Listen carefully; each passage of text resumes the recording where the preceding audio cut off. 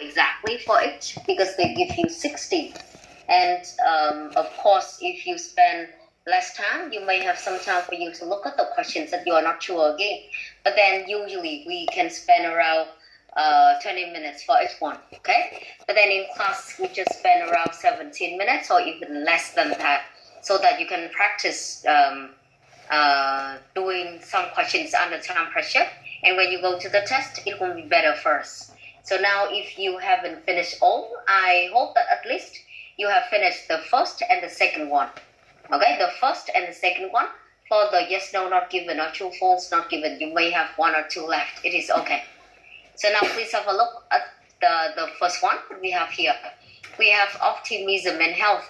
And you will see that we will have a lot of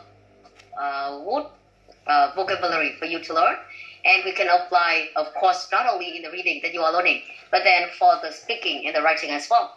So now let's have a look at this. And I would like you to look at the second one.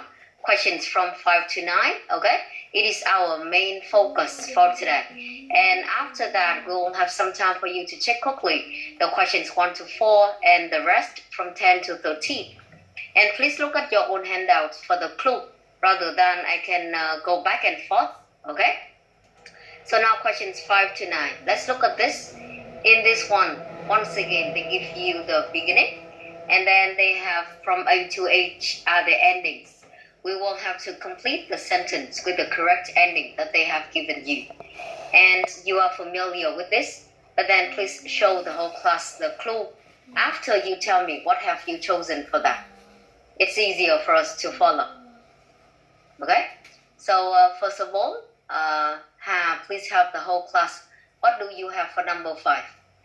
Number 5, I choose C. 5C is the correct one. For this class, look at that very quickly, even you have done it. C, optimism is advantageous for human evolution. Optimism, advantages, and human evolution. Can you show the whole class why it is? Yes, in the first paragraph, I can see his name, and in the last sentence, optimistic and unrealistic. Depressed people see things as they really are, but that is a disadvantage from an evolutionary point of view. Optimism is a piece of equipment that carried us through millennia of setbacks. Okay, thank you. So class, please look at your own handouts once again. And it is in the very first paragraph that has just read again for us. Let's look at the very beginning. Faced with 12 months of plummeting economics and rising human distress, staunchly maintaining a rosy view with might seem deludedly Pauline-ish. Oh, we have a lot of phrases here, or words that I think you may guess, or you may understand the meaning, but then I just want to look at that again. Here we have plummet. You learned in task number 1 already. It refers to the declining, right? And here we have human distress. Plummeting economics and rising human distress. Kinh tế thì đi xuống, trong khi những cái distress của con người, những cái khó khăn, những cái thử thách, những cái sự stress đó thì lại là tăng lên. Và trong này của bọn mình có một cái cụm là maintain a rosy view. Nhìn cuộc đời bằng màu hồng ấy, các bạn cũng có cái cụm này trong tiếng Việt. Nhưng nó có nghĩa là cái phần gọi là optimistic của chúng ta đang nói tới, nhưng mà nó lại hơi quá ấy. Nó lại theo một cái chiều hướng là extreme. Thì người ta sử dụng cái cụm là maintain a rosy view. Một cái từ nữa mà các bạn cũng nên biết đó chính là từ delude hoặc là deludedly ở trong này. Thì nó có nghĩa là có một cái misleading belief. Misleading belief tức là cái đấy nó không phải là một cái điều mà nó thực tế, hoặc nó không phải là một cái điều mà các bạn đang hiểu đúng chưa? Còn cái đằng sau của bọn mình ấy, cái Pollyannish này của các bạn ấy thì là thể hiện, cái từ này không biết cũng được, nhưng mà bởi vì nó xuất hiện trong bài này nên nói lại một chút để cho các em hiểu rồi các em cũng có thể đoán được. Thì đây là những cái người theo trường phái là rất là optimistic, nhưng mà nó là excessively optimistic, chứ không phải là chỉ có optimistic không. Tức là không phải chỉ có lạc quan đâu, mà nó lại là còn chỉ có một cái mức độ cao hơn rất là nhiều. thì người ta sẽ có những từ như vậy. Tuy nhiên ở trong này thì hy vọng các em cũng sẽ biết được những cái cụm như là plummeting economics này, rising human distress, maintain a rosy view và dilute hoặc là dilutedly mà chúng ta có là được rồi. Và phía sau thì bạn cũng đã chỉ rất là đúng là chúng ta thấy tên Bắc này, đúng rồi. Thì ban đầu là mình phải thấy tên của người mình cần tìm đã. Optimists are unrealistic. Depressive people see things as they really are.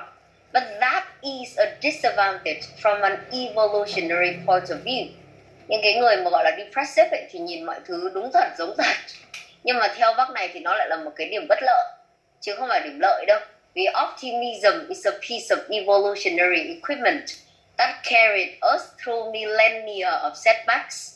Cái sự lạc quan ấy, nó là một trong những cái điều mà thực ra lại là sự phát triển mà đã giúp cho chúng ta đi qua được rất nhiều khó khăn thử thách. Setbacks ở trong này nó bằng với challenges, nó bằng với drawbacks, nó bằng với difficulties. Và trong này của chúng ta thì câu của bác đã rất là rõ ràng. Nên quay trở lại cái phần mà bạn Hà vừa mới chọn xong thì optimism is advantages for human evolution là chính là cái chi tiết cuối cùng của bạn đã chỉ. Okay, so is question number 5. C. Number 6. What do you have for this one?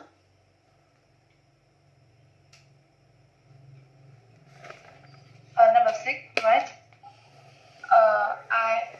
I choose A. Yeah, number 6 is A. Here we have material wealth doesn't necessarily create happiness. And you have the research at Henley Center discovers. Can you show the class the clue again? In the third paragraph, at the Henley Center, who surveyed a middle class Britain's beliefs about income, has found that the people who feel wealthiest and those who feel poorest actually have almost the same amount of money at their disposal. Yeah, that's right. It is the exact clue that we have. So class, please look at the third one again. The third paragraph again, okay? In this one, we have one of the key things is that thực ra cái việc mà những cái người họ có tiền ở trong tài khoản ấy, giàu với nghèo là giống nhau, chứ chẳng phải là khác quá nhiều đâu. Chẳng qua là cái attitude, cái thái độ của mình nó mới làm nên cái sự khác biệt. Còn về cơ bản thì những cái người who feel wealthiest cảm thấy là giàu có, chứ phải là giàu thật hay là nghèo thật nhé. And those who feel poorest actually have almost the same amount of money at their disposal. Their attitudes and behavior patterns, cái thái độ của họ cũng như là những cái gọi là hành xử của họ ấy, thì lại là khác biệt, dựa trên cái họ cảm nhận, cái feeling của họ thôi, chứ không phải là cái số tiền thực có. Okay, good one. It is number 6. Thank you. Number 7. The study conducted by Atwood finds. What do you have for this? I have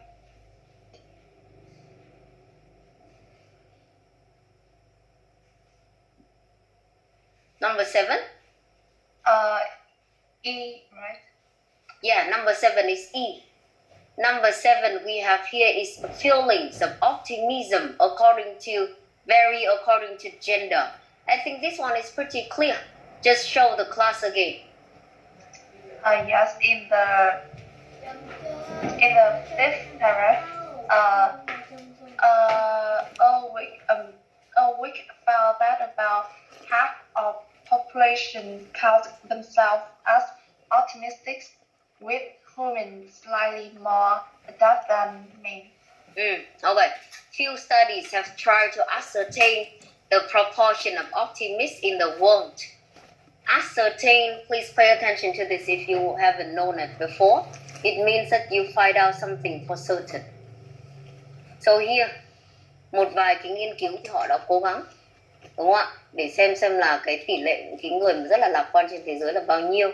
Và ở trong này người ta trích dẫn ra một cái survey vào năm 1995 thì họ thấy rằng là half of the population counted themselves as optimists, một nửa dân số thì cho rằng họ là những cái người mà là lạc quan. Với những cái người phụ nữ thì nhiều hơn nam giới một chút. Ok. Ở trong này thì họ nói khá là rõ là 50% versus 48% to see the sunny side. And here you can pay attention to the word apt, A-P-T, if you haven't known it before. Apt to do something. Apt to do something, it means having a tendency to do something. Having a tendency to do something. Or if we have this one as just an adjective rather than apt to do something. For example, he proved an apt student. It means that you are very quick to learn. Những cái người mà học nhanh ấy, những cái người mà hiểu nhanh thì người ta có thể sử dụng từ apt nữa. Thì trong này câu này của bọn mình là những cái người phụ nữ thì có xu hướng là có khả năng nhìn thấy những cái điều tích cực, see the sunny side, hơn là nam giới. Thì họ có cái cụm là more apt than men to do something, okay? To see the sunny side. And optimist, optimism, optimistic, or to see the sunny side. You see that they are trying to have different ways to talk about one thing.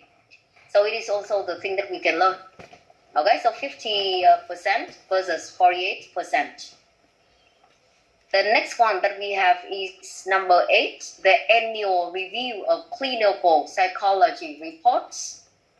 What do you have for this one? Number 8? G. Yeah, number 8 is G. For this one, G is evenness of mind under stress. It's important to building resilience. So we move to another one, I think. And at the very beginning, they have evenness of mind or resilience. So where can I find it?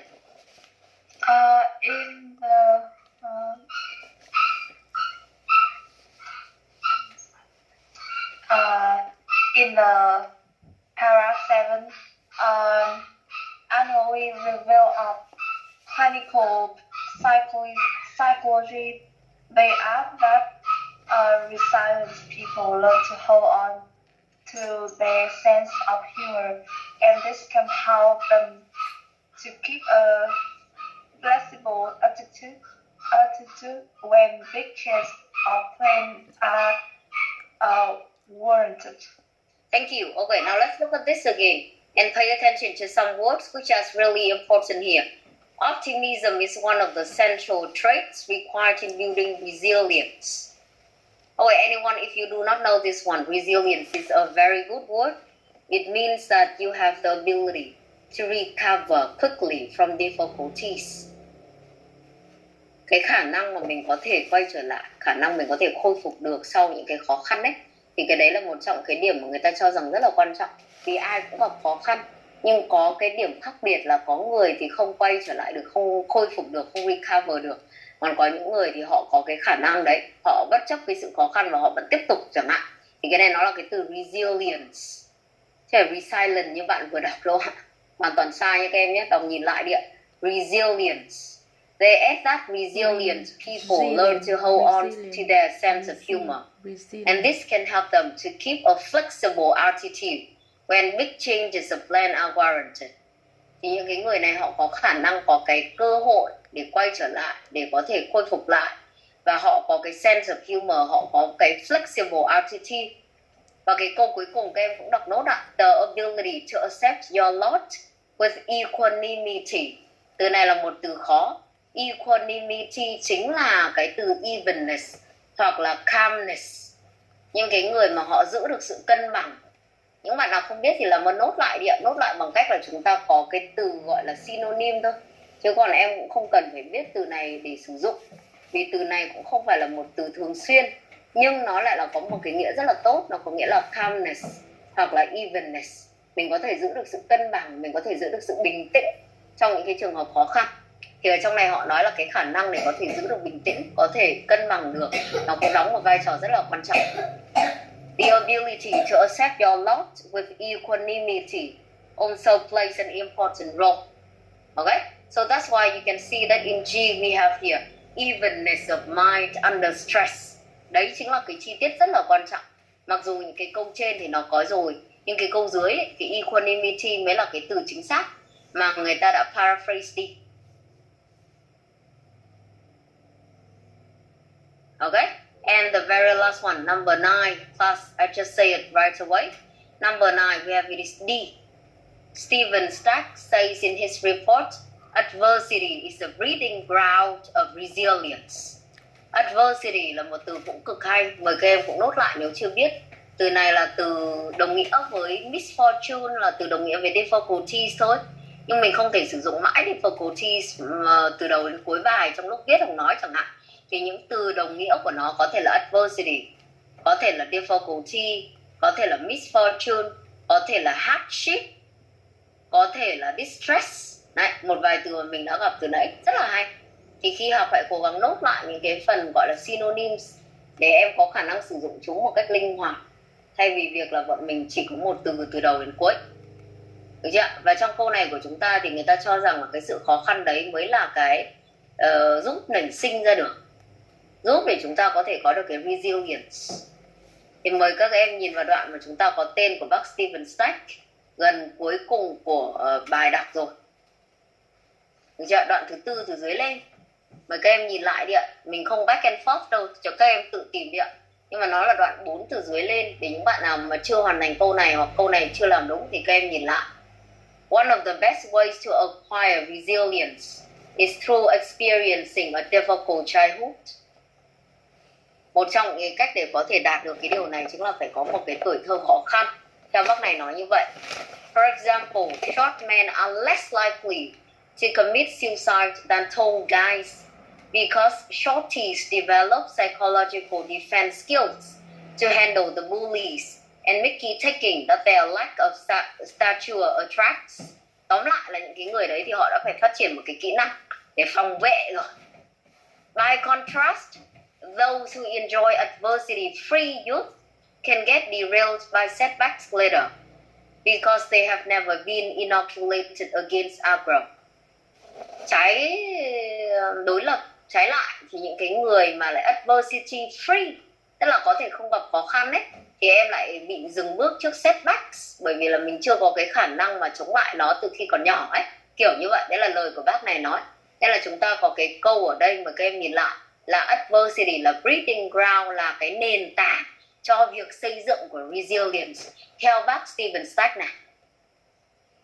Thì ở đây họ không nói về cái mức độ gặp khó khăn, nhưng ý họ là những cái người mà có thể trải qua khó khăn từ phía trước thì họ xây dựng được những cái kỹ năng để chống lại chúng ấy. Đấy là theo lời của bác này, và đấy là lý do tại sao mà chúng ta có cái gọi là breeding ground, là cái kiểu foundation mà chúng ta có. Okay, so once again, please have a look.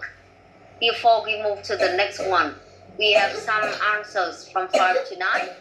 5C, 6A, 7E, 8G, and number 9 we have the very last one, it is D. Just for you to check again whether you got all correctly or any question that you got it wrong, and you have to look at the clue again.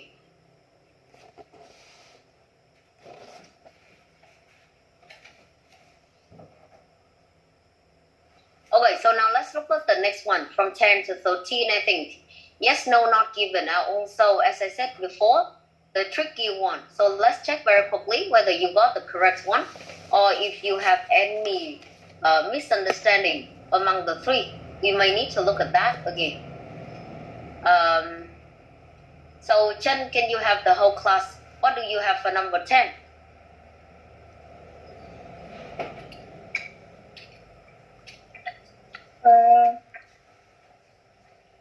Number 10 answer not given.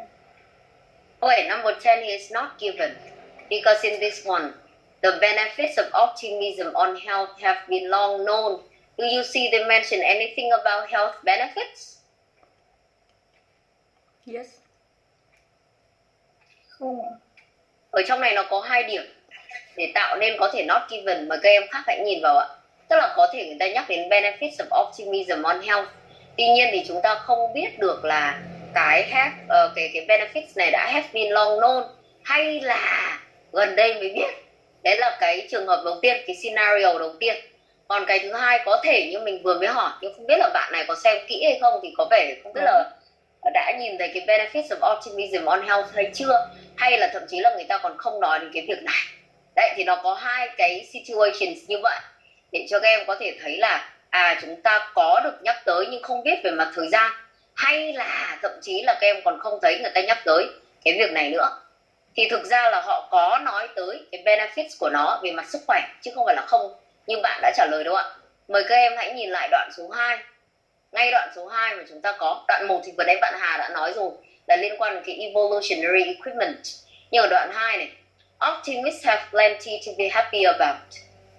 In other words, if you can convince yourself that things will get better, the odds of it happening will improve because you keep on playing the game. The research shows that when times get tough, optimists do better than pessimists. They succeed better at work, respond better to stress, suffer fewer depressive episodes, and achieve more personal goals. Tức là trong này họ có nhắc đến một vài cái benefits không phải chỉ liên quan đến sức khỏe mà còn liên quan đến công việc, nhưng trong đó có những cái cụm như họ có thể phản ứng tốt hơn với những cái sự căng thẳng, với stress, hoặc là họ ít bị những cái gọi là depressive episodes hơn. Đấy là mới đoạn 2 thôi ạ. Còn đoạn sau của chúng ta thì cũng có 1-2 chi tiết nữa nhắc đến điều này. Như vậy thì các em cũng cần phải đọc kỹ một chút về cái việc là ok, nó not given là đúng rồi, nhưng cái not given này của chúng ta thuộc về loại nào. Bởi vì người ta chỉ cần thay đổi câu hỏi một chút thôi thì có thể nó không còn là not given nữa, dựa trên cái việc là the benefits of optimism on health là có được nhắc tới. Chỉ có điều là họ không biết là, hoặc là họ không nhắc tới, không biết, họ không mention về cái việc thời gian chúng ta biết nó là từ xưa hay là bây giờ họ mới nghiên cứu. Okay, so again, pay attention to that one so that you can have the not given even in other tests correctly. Okay, how about number 11? What is your answer for this? Not given. Yeah, number 11 is not given again. I may not ask you again because I think that you may not have the clue, just you haven't found it. But then number 12, what do you have for number 12? Number 12 là no. Number 12 is no. Okay, can you show the class the clue why it is no in this question?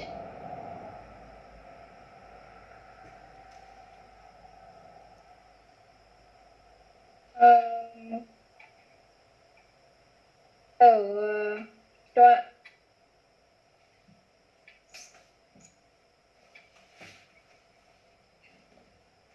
đoạn đoạn số 9 ạ, thì có là one of the best way to acquire resilience is through experiencing a difficult childhood.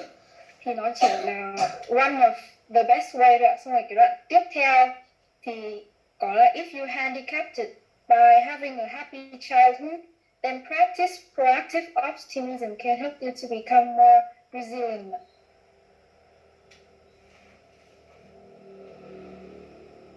Okay, so I think it is the part that we have read before, right? In this one, they talk about the resilience one, and even we have the happy or the not very happy childhood. It doesn't mean that it is just one way for us to have the practice of optimism. Okay, and the last one, number 13. Yes, sir. Yeah, the last one, number 13 is yes. Resilient people are often open and even thick-skinned. I think that you even see the word thick-skinned at the end. Okay, so class, please follow that one. And despite being thick-skinned, resilient types are also more open. Câu này thì rõ quá rồi, bởi vì người ta sử dụng lại những cái từ mà các em đã có ấy. Thay vì việc là em được hoặc là bị paraphrase, thì ở đây họ có nói là những cái người đấy là những người rất là cởi mở này. Rồi cái thứ hai thậm chí là thick skin là kiểu mặt dày ấy, tức là họ không có cái gọi là vulnerable ngay lập tức, mà họ sẽ có cái khả năng là open, và họ thấy rằng là bouncing through knockbacks là một trong những cái quá trình, một trong những cái bước của quá trình mà họ sẽ trải qua. Okay, so I think we just have two sentences here and it is very clear. So hope that the last one, number 13, you can get the clue quickly. So now let's look at the answers again very quickly for this. Number 10 is not given. Number 11, not given. Number 12, no. And the last one, number 13, we have is yes.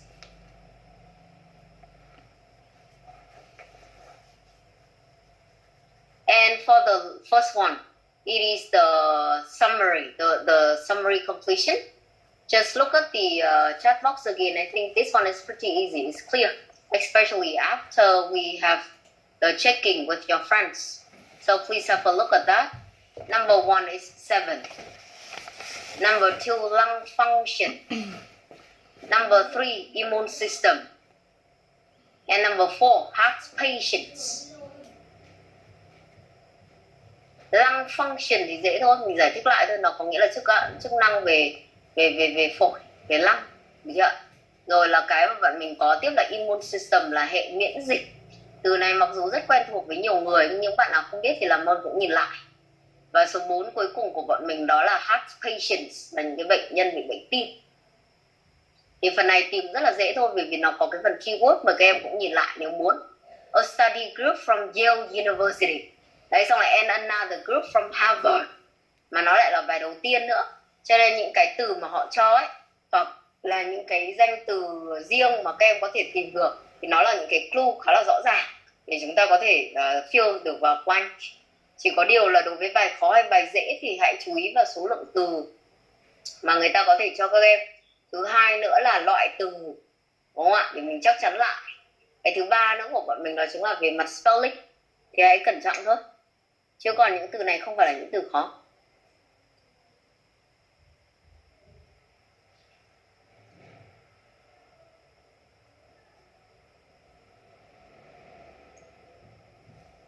Okay, so it is the very first one. Now class, please look at the second one that we have here. For the second one that you have, I think it's pretty the same. But then let's have a look of what it is. The fruit book. You also have from 1 to 6. Reading passages 9 paragraphs A to I. And which paragraph contains the following information? Đấy, luôn luôn mình cho các em 2 dạng bài chứ không phải chỉ một. Dạng 1 là liên quan đến những cái tên riêng, những cái findings, những cái mà em thấy là beginning và ending. Nhưng mà trong matching nó còn có một loại nữa, đương nhiên nó cũng rất là phổ biến đi kèm, là khi các em có các đoạn và người ta hỏi là đoạn nào thì có chứa những thông tin sau đây. Buổi trước thì chúng ta cũng có luyện tập về dạng này rồi, thì các em cũng nhớ lại xem là chúng ta đang có những cách nào và khi mà bọn mình làm thì bọn mình sẽ làm gì. Bước 1 của chúng ta đối với cách đầu tiên đó chính là các em đọc từng đoạn thôi, và mình sẽ xem là ở trong từ 1 đến 6 này có thông tin nào mà mình vừa mới đọc ở đoạn A không, đoạn B không. Nhưng cái thứ hai nữa cũng có thể đối với một số bài thì nhìn vào phần keyword của những cái thông tin này mình có thể scan và tìm được chăng. Như hôm trước nếu các em còn nhớ, chúng ta có những cái thông tin liên quan đến animal species, chúng ta có thông tin liên quan đến gender, chúng ta có thông tin liên quan đến occupation chẳng hạn, là những cái danh từ mà mình expect được mình sẽ scan. Còn đây thì có phải không thì tùy từng bài mình không thể nói trước được. Thì đấy là 2 cách, nên là bọn mình cũng sẽ cần phải linh hoạt để xem cách nào phù hợp trong từng bài. Còn từ 7 đến 14 của chúng ta thì vẫn như phía trước thôi. Chúng ta có cái phần summary. Tuy nhiên ở trong này của các em thì summary nó nhiều hơn, nó không phải là xuất hiện từ đầu, từ 1 đến 4 nữa. Và đây chúng ta chiếm nửa bài là từ 7 đến 14. Được chưa? Và cái topic của nó cũng khác so với cái phần trên. Okay, so as usual, please spend around 17 minutes only. Try to speed up. And we will see from 1 to 14. In this one, you just have 2 types of questions rather than you have 3 like before. So maybe you can have more focus on each one.